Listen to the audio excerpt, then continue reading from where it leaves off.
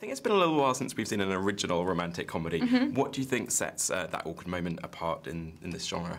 I think what's cool about it is the director in no way wanted to mimic or have too much of a throwback to the rom-coms that I know that me and my friends love so much, but he certainly wanted to make the genre his own. But it is a new concept, I think, just with the perspectives of the characters from the boys' point of view and the girls' point of view. But it still has the good old-fashioned kind of traditional formula of a rom-com.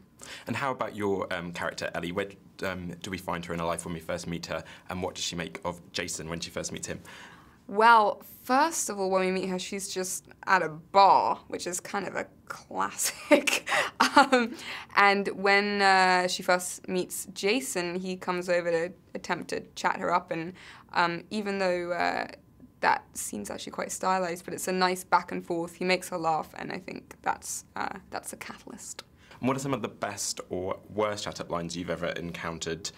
Used any yourself? The best chat-up line I ever heard was, I love the colour of your eyes. They're the same as my helicopter. And the worst chat-up line is probably something like, you dropped your smile. I like the helicopter one. I think that's do too. And how relatable do you think audiences might find the film, its depiction of the dating scene, today's dating scene? I think it's cool because, you know, I think people are constantly searching to actually lie and conceal the fact that something isn't that relevant at all or accessible. But I think this is, and I think that's because the dynamic is so realistic between the boys. I think the fact that it's so current and it's set in New York and it very much delivers a realistic idea of what it is to be in a modern relationship in a city, you know, whether it's New York or London, and these elements I think ring very true.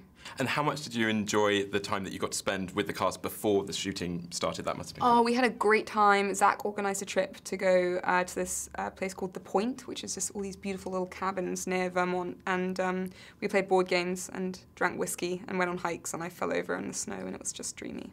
And you discovered s'mores, I hear. What are they? Yes! So, it's so exciting. This is marshmallows that you toast and then they melt, and apparently they're called s'mores.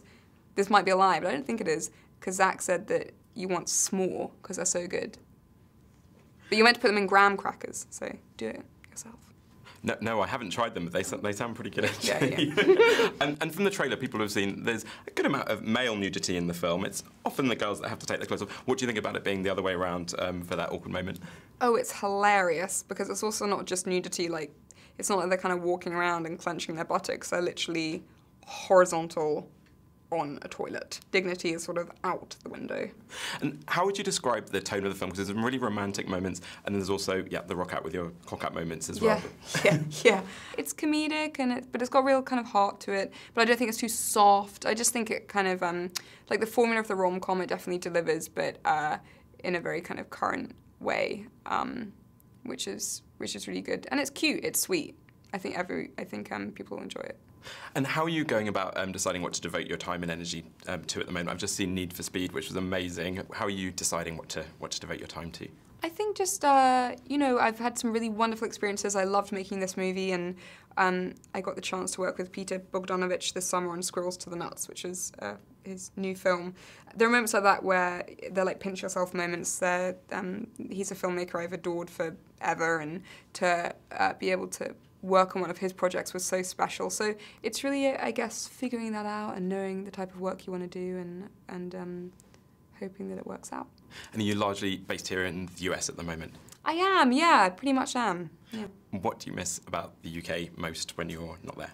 Jaffa cakes, but I did find somewhere in New York where you can buy them, which is very exciting. Amazing. It's great. Imogen Poots, thanks very much. Thank you. That's great.